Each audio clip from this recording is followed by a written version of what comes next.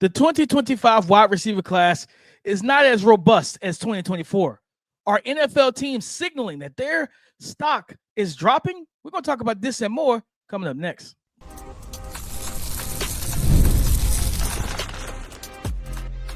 You are Locked On NFL Draft, your daily podcast covering the NFL Draft. Part of the Locked On Podcast Network, your team every day. Welcome back to the Locked On NFL Draft Podcast, your daily podcast covering your favorite draft prospects, part of the Locked On Podcast Network, your team every day. I'm your boy, Damian Parson, offensive draft analyst with Bleacher Report. That's my guy, Keith Sanchez. He's a director of scouting with the Draft Network and 2019 national champion with those LSU Tigers. Guys, thank you for being our everydayers and tapping in with us each and every single day. It's draft season, and that means draft discussions. Is the wide receiver class for the 2025 NFL Draft, are their stocks falling? Are they losing steam? Are the NFL teams trying to signal and tell us something? We're going to talk about that. Phil Yates mock draft from probably about a week ago. Look through it. Got something that we want to discuss out of that. And, of course, we're bringing it back. Keith's favorite segment, because his name's not on it, Dame's Dudes, where he gets to put me on the hot seat. But, guys, let's get into it. Keith, the Cincinnati Bengals, the New York Jets. The Jets are, the Los Angeles Rams. Like, when we look at this wide receiver class, the Tetairoa McMillan, the Luther Burden, the Meke Buka, our guy Matthew Golden, like these are guys that can fall anywhere from round 1 to some of them even to round 2. When you see that the Tee Higgins and the Cincinnati Bengals, shout out to Joe Shiesty, Joe Burrow, cool Joe, going on TV and saying, listen, I'm putting all the pressure on this organization. Pay my guys. Pay my guys. I want Trey Hendrickson back. I want Tee Higgins back. And we want to make a Super Bowl run, right? I don't know if there's a quote that he went, I think he was on one of the shows and he was talking about it. And Joe Burrow talked about the fact he knows how to make it work from a cap standpoint. So not only is he an elite quarterback, he is a salary cap guru. Yep. Shout out to Joe. He is the capologist, baby. We do it all at LSU. We do it all at LSU. Here we go. That's what I've been here trying we go, to guys. Man, we do it all, man. But like seeing that the Bengals are expected to tag Tee Higgins, that's one of the teams, Keith, that we kind of penciled in as a potential wide receiver landing spot. In round 1, I've seen Tetairoa McMillan, who's our consensus wide receiver 1, and most people wide receiver 1. I've seen him start to slip in a lot of people's mock drafts as of late. It feels like the wide receiver class is losing steam, even from the top down, Keith. Yeah, I think that's a true statement, right? And I think I would even say it's appropriate, honestly. And you look at some of the past few drafts, we've had 5 wide receivers taken, 6 wide receivers taken. I think it was the 1 year where it was like 4 taken back-to-back, like 20 through 24, and it was the Jordan Addison, Jackson Smith, and Jigba Quentin Johnston situation.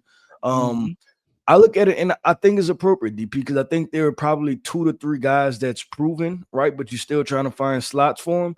And then based off of team needs also, you kind of feel like, hey, you may want to put this prospect here instead of another prospect, right? So the way I have it is that I believe that Tetairoa McMillan, I mean, because this is the other part. That what is Travis Hunter, right? He's corner wide receiver. Like at some point we have to going to the combine as a DB.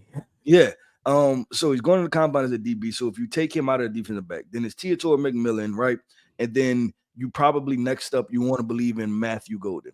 And then after that, I think DP, there's just a separation, right? And there's nothing wrong with separations. There's just a separation in that. And I think NFL teams they see it the same way, right? They're like, hey, if you're talking about, because this is what we have to put in the context when we're grading wide receivers, that every number 1 wide receiver in the NFL, like on a team in the NFL, is not a number 1 wide receiver, right? So just because we say in the draft that he's the best wide receiver doesn't necessarily mean that he's going to be a number 1 wide receiver in the NFL. And what I'm saying is, you take a la Devontae Smith.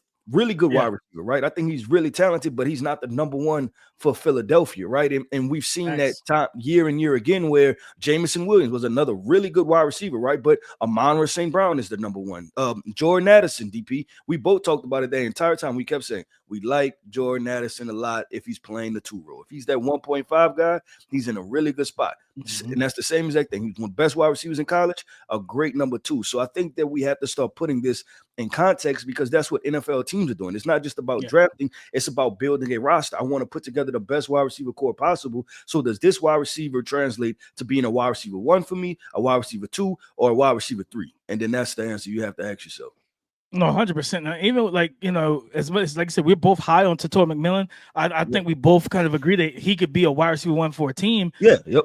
I had a discussion that people like, well, he might be wide receiver 1, but if I'm New England, I'm not taking him at 4. Like, is he on the same? Is he of the same ilk of a Marvin Harrison, of a Malik Neighbors, Rome Odunze? Is he that type of wide receiver? I think he's very similar to Rome Odunze, to be completely honest. And I may be going off a limb. I would have to see, but I may have liked him a little bit more, or like him a little bit more than Rome.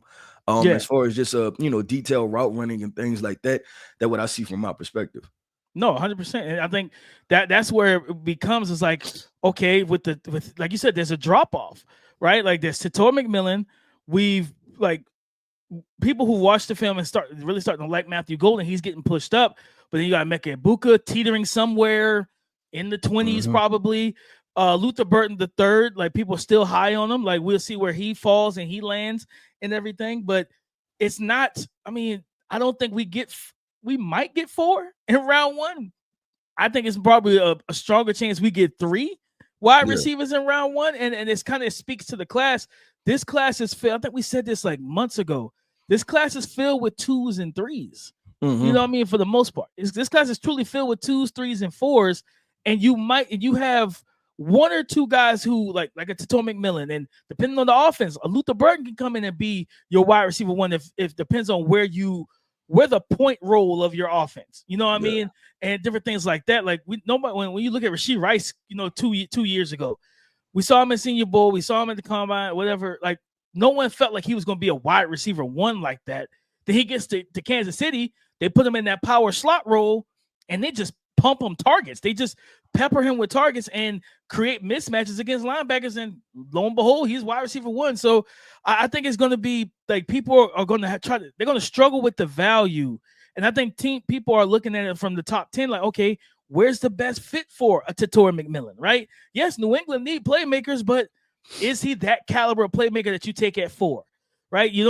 Jacksonville doesn't need. They don't have that. That's not their biggest need. The Raiders could absolutely use another wide receiver to pair with Brock Bowers, but they have other fish to fry themselves, like quarterback, corner, things of that nature. The Jets, maybe, if you feel like you might lose Garrett Wilson, you want to just go ahead and rebuild. Devontae, right? Yeah, Devontae Adams wants out. Yeah, but you still may feel with them that they may have another hole, because I believe it's Tyron Smith on one side, and then is it Tyron Smith and Moses?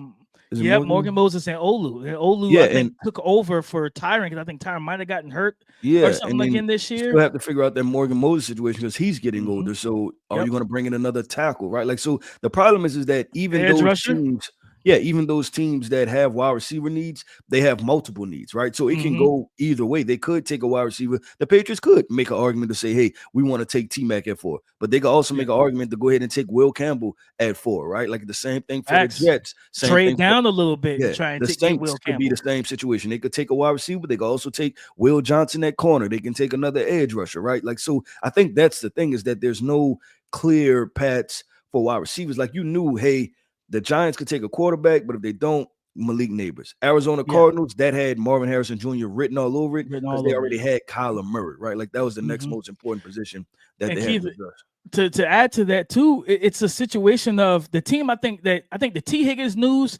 I think it shifts one team's priorities in the draft a little bit more. It makes it a little bit more clear. I think it's the Panthers at 8, because depending on, you get the pick of the litter defensively. If you have a Mason Graham or one of your top defensive linemen, the edge rushers, fall to you at 8, you can say, let's make the move. But they've been the team that's been linked to Tee Higgins as a potential free agent target. But if he's getting franchised and potentially, sounds like the Bengals are serious. Shout out to Joe Burrow to try and work out a contract with Tee Higgins. And if they are serious about that, then no, Carolina, you're not going to get Tee Higgins. And now that shifts your priorities potentially to Tetairoa McMillan to give Bryce Young that big body X receiver on the outside. Yeah, they would be a team, DP, that I would say, even if they have 3 or 4 team needs, which they at this point they got 10, right? I would put wide receiver over all of them, because if you hit with Bryce Young, you set for the next 10 years. If you don't, you got to go back to the drawing board all over again, right? And you want to give him as many resources. And then this is the next thing. If you draft Tetairoa McMillan this year, right, and you're able to get another guy, so you have a good rotation of 3 wide receivers plus Chuba Hubbard. Now you have a situation from an offensive skill point that if you just feel like Bryce Young is not the guy, you still have some young weapons under contract, right? Going, Xavier Legette will be going into year 3, Tetairoa McMillan will be going into year 2, and whoever, slot guy you want to play. Jalen Coker, they got our guy Jatavian Sanders. You add Tetairoa McMillan to this offense, you feel really good about, okay, Bryce, just go out here and point guard this thing and get the job done. And if you don't, we'll find somebody to do, right? Point blank period. 100%. So I think you can look at it from that perspective. But DP, man, we have a mock draft to review. Mr. Phil Yates. Before I put DP on the hot seat, he's on the hot seat, right? We're about to go through this mock draft, man, and talk about what we like, don't like. We're going to evaluate Phil Yates' latest mock draft coming up next. This is a message from our sponsor, Intuit TurboTax. Taxes was waiting and wondering and worrying if you were going to get any money back, and then waiting, wondering, and worrying some more. Now Taxes is matching with a TurboTax expert who can do your taxes as soon as today. An expert who gives your taxes their undivided attention as they work on your return, while you get real-time updates on their progress so you can focus on your day. An expert who will find you every deduction possible and file every form, every investment, everything with 100% accuracy. All so you can get the most money back guaranteed. No waiting, no wondering, no worries. Now this is Taxes. Get an expert now on TurboTax.com. Only available with TurboTax Live full service. Real-time updates only available in the iOS mobile app. See guaranteed details at TurboTax.com/guarantees. Phil Yates dropped a mock draft. ESPN's Phil Yates dropped a mock draft about a week ago, guys. And Keith, I was looking through it and I said, man, what pick? Like, I was looking at some of the picks. I'm like, okay, I see some things I like. You know what I mean? Travis Hunter to the Titans was interesting at number 1, and Abdul, we talked about that. If Myles Garrett's traded, you got to find a new franchise edge, and maybe Abdul Carter can lessen the blow of losing a Myles Garrett. Cam Ward to the Giants, right? Just talk about the New England Patriots getting Will Campbell. For New England Patriots getting offensive tackle Will Campbell from LSU. Jacksonville Jaguars getting Mason Graham. I love that. The Raiders getting their guy Shedeur Sanders, quarterback out of Colorado. The pick that caught my eye, and I'm like, I vehemently do not agree with this, is pick 7. The New York Jets, we just talked about it. That's a team that has multiple needs, whether it be offensive tackle, whether it be wide receiver or edge. But to go Michael Williams, and that would make him what, edge 2? That would make Michael edge 2 in this class. So he went over Jalen Walker, his teammate, who was just better than him this past season. He's going to go over Mike Green and Nick Scourton and Shamar Stewart, James Pierce Jr. That when I saw that pick, I was like, yeah, I disagree with that a lot. I was like, I think that's one of those picks. You know what? If this pick reminds me of the Raiders selecting Tyree Wilson. You know what I mean? And they're from Texas Tech. That was like 2 drafts ago. And just praying for the best. Like, we're praying that we can develop him, that we have what we need to get him where he needs to be. I'd rather go with more of a sure thing and a guy. And there's multiple guys I feel that can come in and be day 1 contributors. I just think that's a rough pick at 7. If you trade down, get some extra picks on day 2 when you select Michael, I'm fine with it. But knowing that that's one of your needs and potentially one of the big needs to start the season, I don't know if Michael is going to be that impact player just yet, because we don't even know if he's a true edge or if he needs to bulk up and play more interior defensive line like 3 tech or 4-eye. Yeah, I think that's the thing in DP. Obviously this is one of my draft philosophies, right? you got to show me, right? You got to show me before I take you, especially the higher we go in the draft, right? If top 5 pick, I'm not projecting you. You should already showed me what you have done. I'm not projecting that you're going to do anything. Now, I understand the physical tools and things like that. Well, those guys with the physical tools, they slide on the board a little bit, and I'll be willing to take you at 25, 35, something like that. But I can't sit back, because this is where you have to understand, and talking to the Locked On family, right, is that if I miss on a pick, if I'm a general manager, I want to be able to go back years later and cut the film on from college, and then everybody who's sitting in the room with me be like, man, he was a good player, right? I don't want to sit there and cut the film on in front of everybody and they'd be like, well, what did you see in him? Right? Like, that's the position you don't want to be in.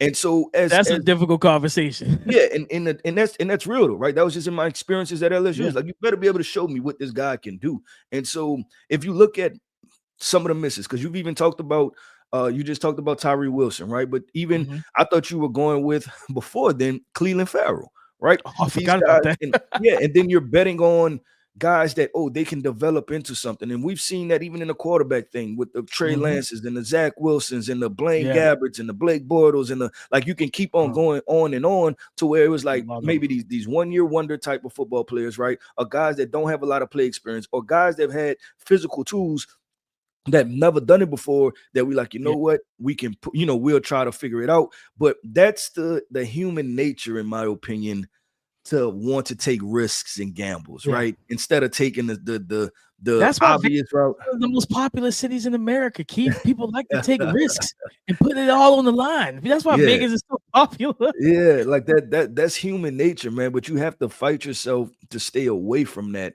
Because what everybody wants to say is like, nah, I found that guy. Guy, diamond in the rough, right? I got him, I developed them. And it's like, I get it, man, but there are more times than you miss than with that. To your point, Keith, as both of us as fathers, I have a 5-year-old. I always tell him, don't listen to the intrusive thoughts. You know what I mean? You want to jump off the couch onto your trampoline? I don't think that's a good idea. Don't do it. You know what I mean? Like, the results of that is not going to be in your favor. And I feel like more teams should think about that, truthfully, Keith. But is there a pick in here that stood out to you that you just looked at and was like, man, I don't know about that one? Yeah. So the Michael Williams one, first off, that was my initial situation, initial pick. And I honestly, I want to go back to number 1, Travis Hunter, because and maybe we need to have a whole podcast, just discuss the Travis Hunter situation. I want to ask you: is he your cornerback 1?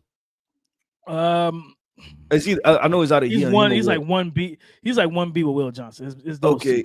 And then is he your wide receiver 1? No, I have to tell McMillan of him as wide receiver. Okay, and so I think that's going to be the interesting context that's going to have to be applied to Travis, is that he's not the best wide receiver or the best DB, right? Or that's how people may feel. So then, but he goes number 1 overall. Yeah. Like, why not take the best wide receiver or the best DB? And I get it that he plays both sides, but the other side of this DP that people are not discussing, that if he plays full time for both positions, then if he gets hurt at wide receiver, then you're down a corner. If he gets hurt at corner, you're down a wide receiver also. Like, it counts twice. Like that's the part that we have to have the conversation about, that nobody's thinking about, right? Like, if he gets, like, if that's your starting wide receiver and we got to score 30 points, and then he gets hurt tackling Derrick Henry, and then now you're down a wide receiver and a corner, that's not good, right? So no, it's not. There are a lot of different interesting, complex things that go into that conversation. But I just think taking him at 1, I like the player. I hope that it's not coming across that I don't like him, because I do like him. But I think when we start peeling back the layers to this of, okay, outside of what he did in college, what can translate and be applied in the NFL, and then how does it apply? I think that's a lot of different conversations that has to be had. So number 1, I think that's I like going Abdul Carter at 1. To be completely honest, and I said this to Tennessee, listen, take a quarterback. Take the quarterback. And I'll make this statement too, that I'm wrapping up once again, because it's just one of those things, you keep going back to the film. Shedeur Sanders and Cam Ward, those are both good quarterbacks. I don't know what I'm missing. I think other people, they're projecting other things outside of the film. Those are both good quarterbacks, as far as they're good NFL, they're good college quarterbacks, and that if you put them in the same bucket with guys over the past 5 years, that they rank in there. Talking about first round guys, right? They rank somewhere in there. It's not like they're far off and they're the third rounders that's just getting pushed up. No, they perform. Keith, we literally talked. People in the media. I'll never forget that draft, the 2021 draft. It was Trevor Lawrence, Justin Fields. Those two, I had no problem with being drafted where they were. Right. There was Mac Jones, Zach Wilson. I remember I got lit up on Twitter by like the Zach Wilson hive that draft season because I'm just watching the tape and I'm like, he's playing bad defenses, and it's like his team is clearly superior. And then it was the Mac Jones thing, like we forced that. It was the Mac Jones narrative of, man, he's got the Tom Brady athleticism in the pocket. And I'm like, I've never heard a draft term that said Tom Brady athleticism. So it's like, you talk about the last 10 years. That was what, 4 years ago, feel like 4 or 5 years ago. And if you tell me Cam Ward and Shedeur Sanders don't match up with those guys on tape, no, at least. Know. The thing is, at least those guys. Like, most of everybody hated Bo Nix. You know what I mean? They absolutely hated Bo Nix last year. Then you see what happened. He gets with the right play caller, and he looks like a total different. He looks like the guy we saw at Oregon, and everything translated, man. So, speaking of the last pick that caught my eye was, I think he had pick 21, the Steelers in this mock, picking Jackson Dart first round. Yeah, that's interesting. Yeah, that's interesting. I don't think that's a spot for Jackson because just what the Steelers do and what their philosophy is.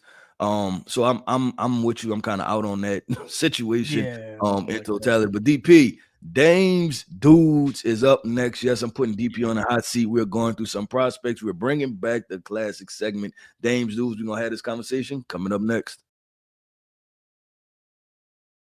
When the game tips off, the NBA action is just getting started, and there's no better place to get in on said action than FanDuel, America's #1 sportsbook.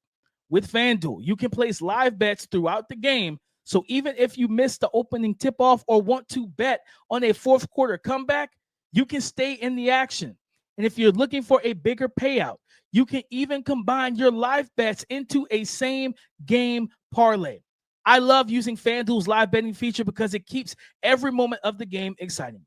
Whether I'm backing my Detroit Pistons for a late game comeback or rally, or I'm picking Cade Cunningham or Malik Beasley to hit a late clutch three, I never feel like I missed my chance. Plus, the app is super easy to use, and when you win, you get paid instantly. Right now, new FanDuel customers can get $150 in bonus bets if your first $5 bet wins. Just visit FanDuel.com to join today. That's FanDuel.com for your shot at $150 back in bonus bets. Make every moment more with FanDuel, the official sports betting partner of the NBA. Thank you for making Locked On NFL Draft your first listen today and every day. Shout out for being our everydayers. If you are every day, you know what this topic is about, Dame Zoo. But if you're new to the show, Keith has 5 2025 NFL draft prospects. He's gonna put me under the hot seat, and I gotta decide: are they in the club for Dame's Dudes, or they gotta go back and keep training? Yep. Well, DP, let's get this thing started. Let's have some fun here. We're going to start with Ole Miss interior defensive lineman Walter Nolan. Dames Dude or not? Oh, 100%. Walter Nolan is the top. I think I said earlier, top 15. Oh, I didn't say it on this show. We talk about off the air. Top 15 prospect for me, Keith. I think this dude, one of my guys, shout out to Marco Martinez, he hit me up and he was like, man, am I crazy for seeing some Jalen Walker and Walter Nolan? I was like, no, I just haven't been, tweeted that out or been ready to say it yet, or dive head into the pool and say, yeah, no, that's where he is. But this guy has everything to be a dominant player, I think. And he talked about it at the Senior Bowl.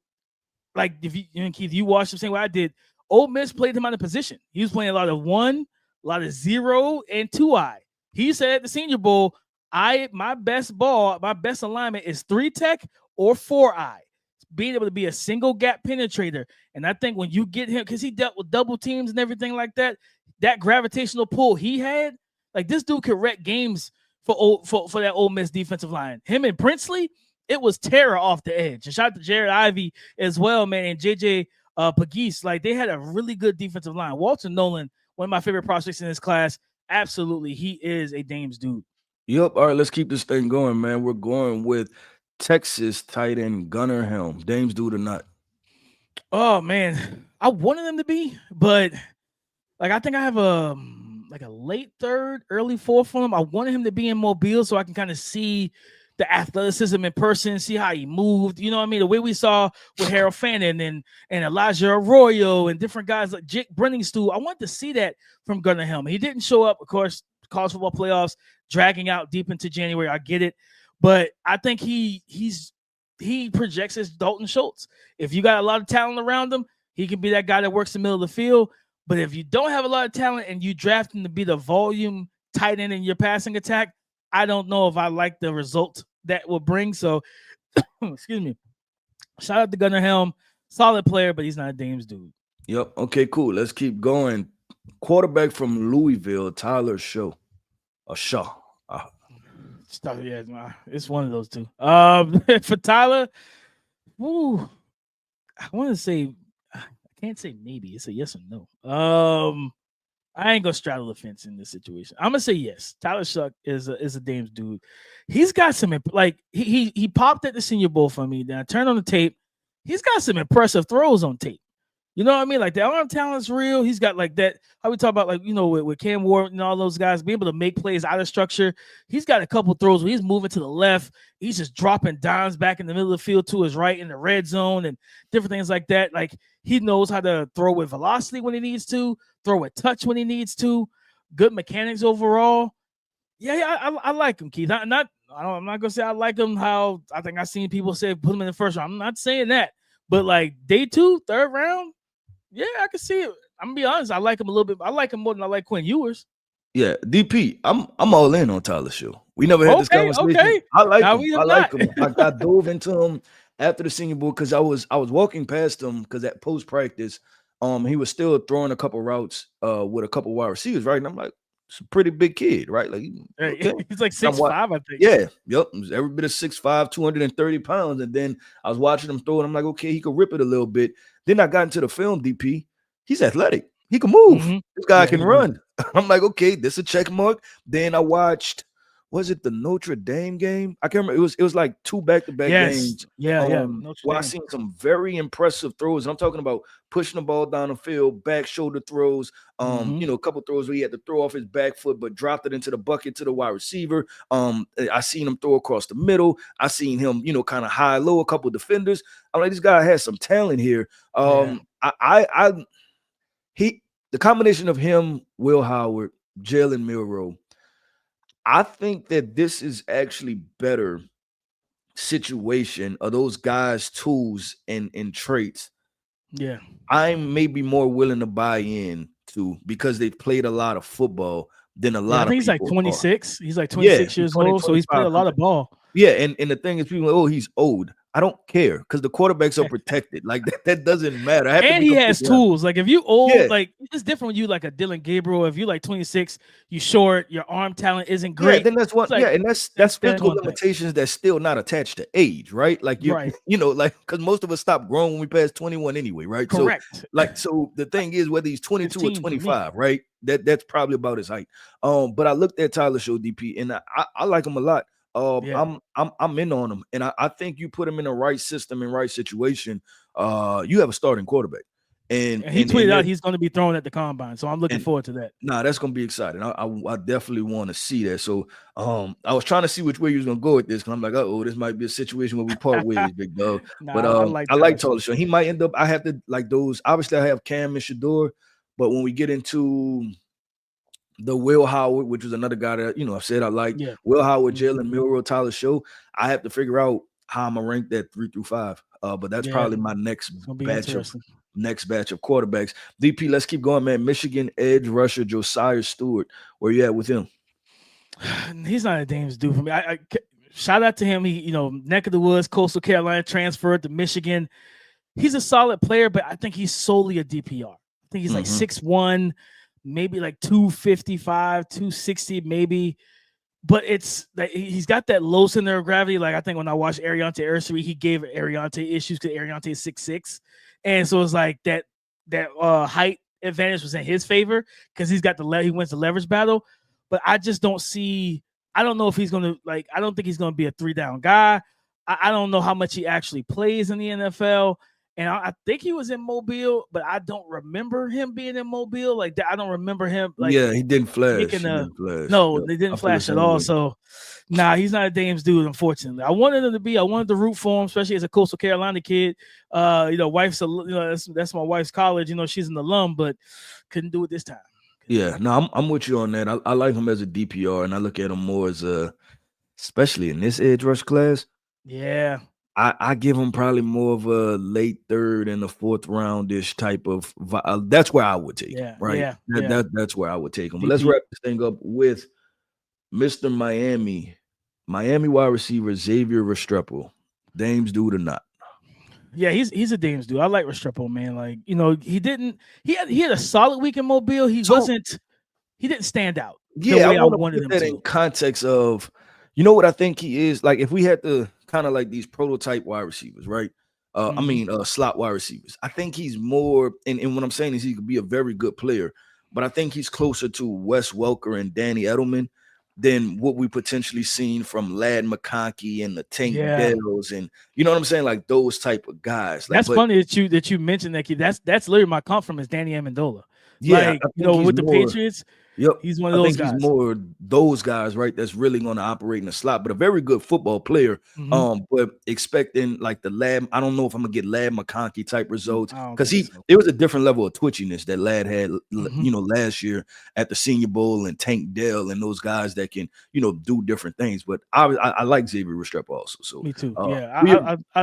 It's crazy that we both had the same Patriot style receivers in mind, because I literally, when I did my when I was working on my report, my NFL comp was Danny Amendola. Like I saw somebody say Amari St. Brown, and I'm like, no, I don't see that. No. I don't see that at all, man. I think he's gonna be a good timing and rhythm guy. He's gritty, he's tough. He like, for a small guy, he blocks. You know what I mean? I gotta give him love in the run game. He blocks, man, and he's got really good hands. Like, you know what I mean? He catches the ball very well. That was, we talk about, we wish Miami fed the ball more to Elijah Arroyo. That was the guy that they dialed the number. That was this wide receiver one. The first option, the first read for Cam Ward was Xavier Restrepo. He does struggle to beat physical man coverage, so you're gonna have to off ball him, maybe some pre-snap motion to give him free releases. But he's a detailed route runner, sharp in and out of his breaks, gets to his landing spots. I think he's a good player, but yeah, he's a Dames dude. Just like I said, just more so, I think back into the third, fourth round is probably where I have him. Depends on, we'll see how he tests though. We'll see how he tests if he goes to the combine. Yep, 100% with DP. That wraps up another episode, man, of the Locked On NFL Draft Podcast. I want to end this podcast off by saying shout out to our everydayers. Thank you for tapping in with us each and every single day. I am Keith Sanchez. You can find me on X at The Talent Code. That right there is my guy, my co-host, Mr. Damian Parson. You can find him on X at DP_NFL. And like we like to say, man, y'all come talk to us because we like to talk back. Go subscribe and follow for free on YouTube. Wherever you listen to podcasts, to get the latest episode as soon as it is available. Guys, on tomorrow's show, we're going to go ahead and kickstart the Indianapolis, the Scouting Combine preview. We're going to get into that on tomorrow's show. So come and join the conversation again tomorrow on the Locked On Podcast Network, your team every day.